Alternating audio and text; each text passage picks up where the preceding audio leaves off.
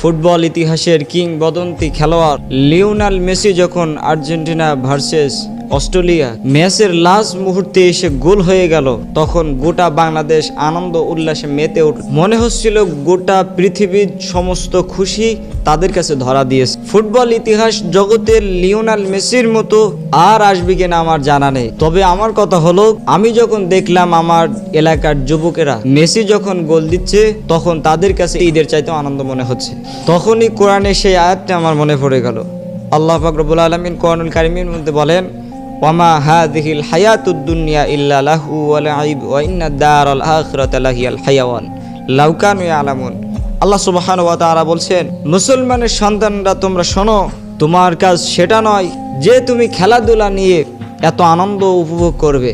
এই সব দৃশ্য দেখে মনে হবে না আপনার যে তারা মুসলমানের সন্তান?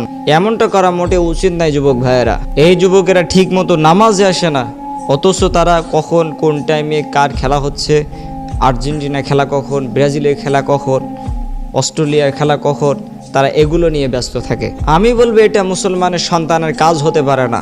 মেসি যখন শেষ মুহূর্তে এসে গোল করলো, তখন মেসির সাপোর্ট যারা করে, এটা তাদের কাছে মনে হলো তারা খুব আনন্দ উপভোগ করছে। সুতরাং সেই জায়গা থেকে আমাদেরকে ফিরে আসতে হবে।